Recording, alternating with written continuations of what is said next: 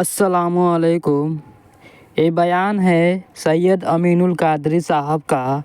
पहले की औरतों का क्या इल्म था और अब की औरतों का क्या हाल है। चलिए पहले पूरा बयान को सुनते हैं।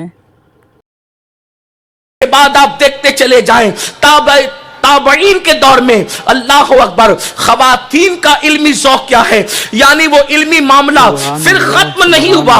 हजरत सैयदना मालिक इब्न अनस इमाम दारुल हिजरा सैयदना इमाम मालिक रदी अल्लाह तबारक व तआला अन्हु कितने जलीलुल कद्र इमाम है। आपकी शहजादी ने मौता इमाम मालिक को पूरा ज़बानी याद कर लिया था और इमाम मालिक जब मदीने मुनव्वरा में हदीस का दर्स दिया करते थे तो आप दरवाजे के पीछे खड़े होकर के आपकी शहजादी खामोशी के साथ सुना करती थी और सुनने के बाद उसको याद कर लेती थी। आप अंदाजा करें, आज खवातीन को तो गाने तो याद होंगे, खवातीन को गजलें तो याद होगी, लेकिन क्या अहदीस रसूल भी याद है? सोचो तो सही, वो भी तो औरतें थी जिन्होंने पूरी पूरी किताबें याद की थी, अहदीस की पूरी पूरी किताबें जिनको अज़बर थी। अल्लाह अकबर।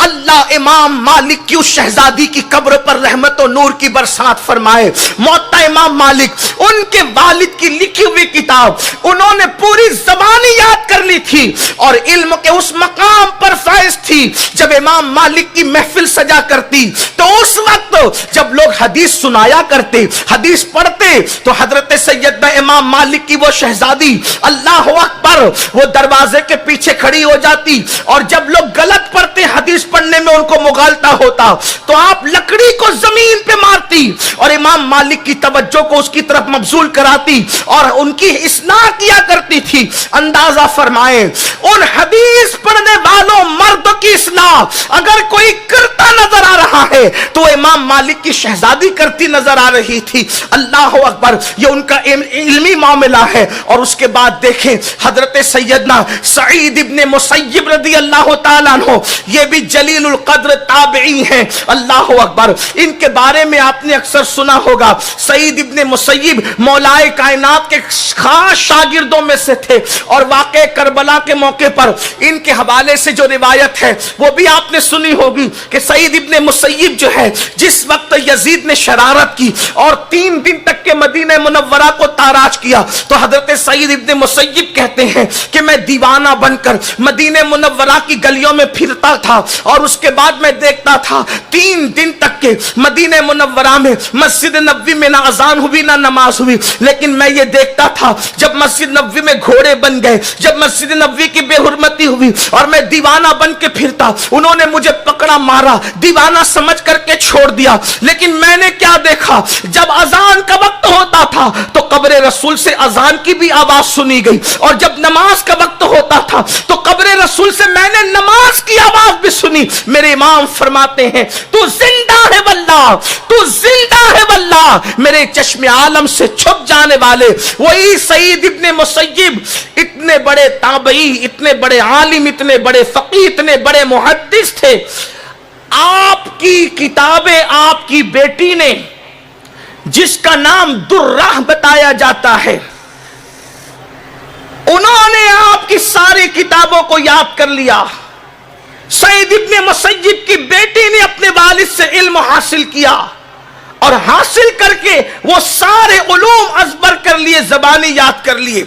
अब्दुल मलिक इब्ने मरवान ने अपने बेटे का रिश्ता सईद इब्ने मुसय्यब से उनकी बेटी जो आलिमा फाजिला मुफ्तिया थी उनके हवाले से तलब किया तो आपने नहीं दिया और अपने एक शागिर्द से उनका निकाह कर दिया। अब दिलचस्प बात यह है, तवज्जो करें, जो ये कहते हैं कि औरतों को पीछे किया जाता है, औरतों को इल्म में आगे बढ़ने नहीं दिया जाता, औरतों को तरक्की नहीं करने दी जाती।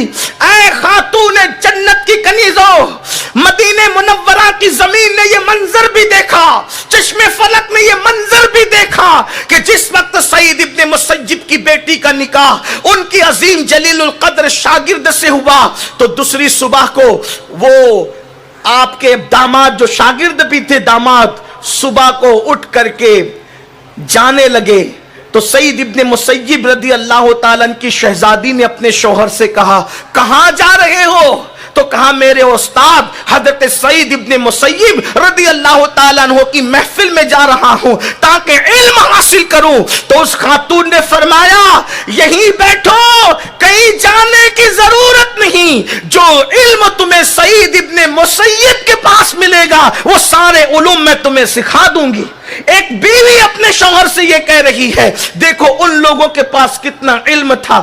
آج تو سب کچھ توجہ بیوٹی پارلر کی طرف ہے, آج تو ساری توجہ زیورات کی طرف ہے, آج تو ساری توجہ پارکوں کی طرف ہے, آج تو ساری توجہ گھومنے پھرنے کی طرف ہے. اے خاتون جنت کی کنیزو, اللہ اکبر, میری بہنوں اندازہ تو کرو, غور تو کرو کس راستے پر جا رہی ہو. علم کا راستہ جنت کا راستہ ہے, علم کا راستہ نجات کا راستہ ہے.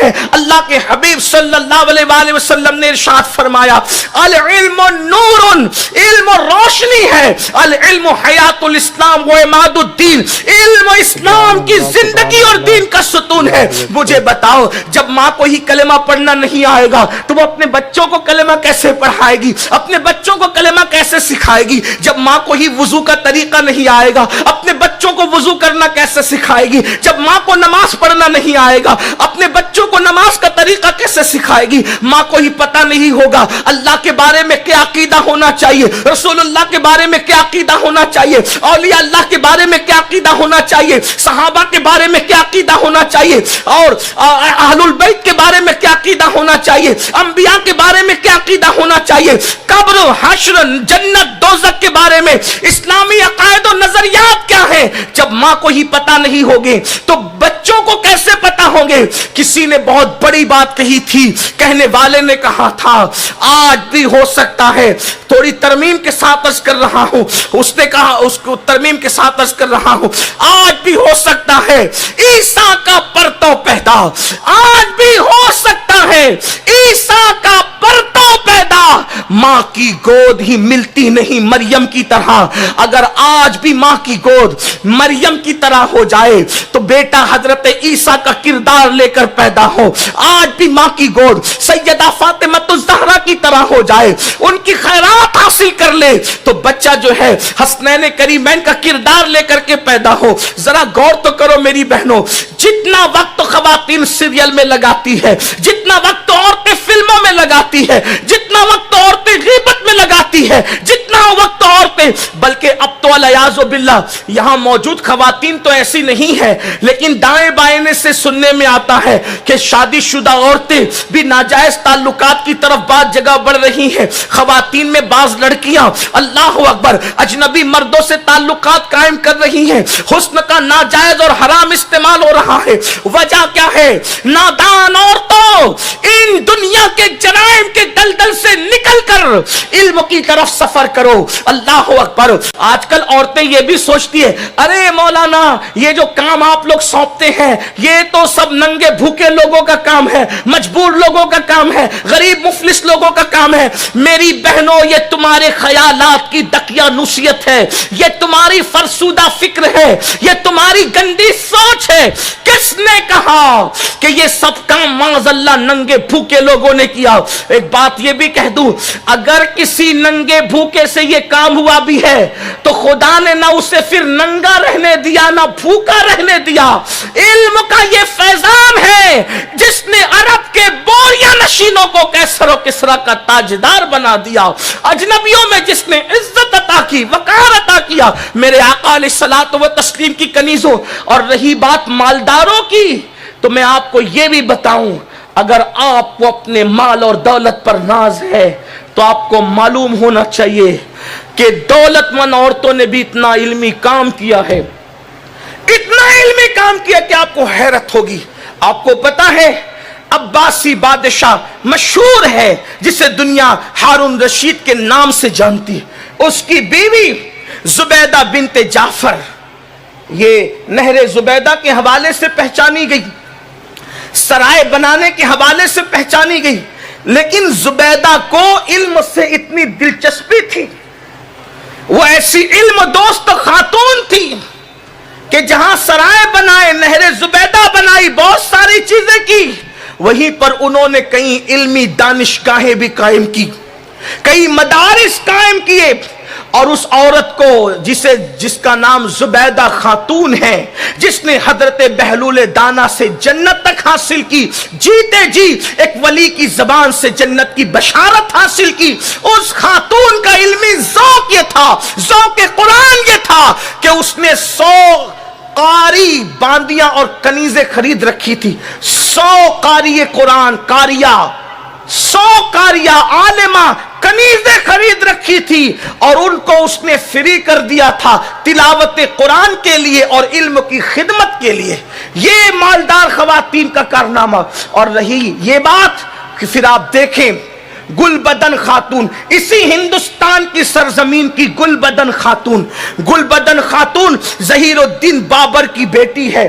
آپ دیکھیں یہ گل بدن خاتون وہ ہے جس نے ہندوستان کی تاریخ پر، اللہ اکبر، ہندوستان کو ایک مستند تاریخ عطا کی، اللہ اکبر۔ وہ اس کا تعلق پڑھنے سے ہے، اور آپ جب اس کو پڑھیں گی تو آپ کو پتا چلے گا کہ اللہ اکبر اس خاتون کے پاس علم کتنا تھا۔ اللہ اللہ، علم تاریخ بھی اس کے پاس، علم حدیث بھی اس کے پاس، علم الاسرار بھی اس کے پاس۔ اس کے بعد آپ دیکھیں شاہ جہاں کی بیٹی جہاں آرا بیگم کی زندگی کو آپ دیکھیں، جہاں آرا بیگم کا نام تو آپ نے سنا ہی ہوگا، اللہ اکبر۔ اب میں عرب کی بات نہیں کر رہا ہوں، اپنے پیارے ملک بھارت ہندوستان کی بات سنیں، جہاں آرا بیگم، اللہ اکبر۔ آپ کو اگر اپنی دولت پر ناز ہے تو کسی کا باپ زیادہ سے زیادہ دکان کا مالک ہے، کسی کا باپ فیکٹریوں کا مالک ہے، کسی کا باپ کوئی بزنس کر رہا ہے، کوئی کاروبار کر رہا ہے۔ جہاں آرا بیگم کا باپ تو اکھنڈ بھارت کا بادشاہ تھا، شاہ جہاں کی بیٹی تھی، اللہ اکبر، اورنگزیب کی بہن تھی۔ جہاں آرا بیگم، علم کتنا تھا، یہ حافظہ تھی، قرآن کی حافظہ۔ شاہ جہاں نے اپنی بیٹی کو حافظ قرآن بنایا تھا، قرآن کی حافظہ تھی، عالمہ تھی، علم حدیث پر اللہ نے ملکہ عطا کیا تھا۔ اور اللہ اکبر، علم تصوف سے اتنا شغف تھا کہ تصوف پر جہاں آرا بیگم نے کئی کتابیں لکھی، اور اللہ اکبر ان ساری کتابوں میں 2 کتابیں اب بھی دنیا کے اندر موجود اور مشہور ہے۔ ایک تو سرکار غریب نواز رضی اللہ تعالیٰ کی زندگی پر مونس الارواح نام کی کتاب، جو شہزادی جہاں آرا بیگم نے لکھ کر کے قوم کو تحفہ عطا کیا۔ اس کے بعد مونس الارواح کے بعد جتنی کتابیں غریب نواز پر لکھی گئی، بڑے بڑے علماء، صلحاء، دانشوروں نے جہاں آرا بیگم کا حوالہ دیا۔ اس سے پتا چلا علم کی خدمت صرف غریب لوگ نہیں کرتے تھے، مفلس لوگ نہیں کرتے تھے، اور یہ جو دقیانوسی لوگوں کا خیال ہے کہ معاذ اللہ ننگے بھوکے لوگ علمی اور دینی خدمات کرتے تھے، یہ جھوٹ ہے۔ قوم کے غریبوں نے بھی علم کی خدمات انجام دی ہے، اور مالداروں نے بھی۔ اگر میرا ویڈیو آپ کو اچھا لگا ہو تو لائک کریں، اور مزید اسی طرح سے ویڈیو دیکھنے کے لیے ہمارے چینل اسلامک شارٹس کو سبسکرائب کریں۔ السلام علیکم۔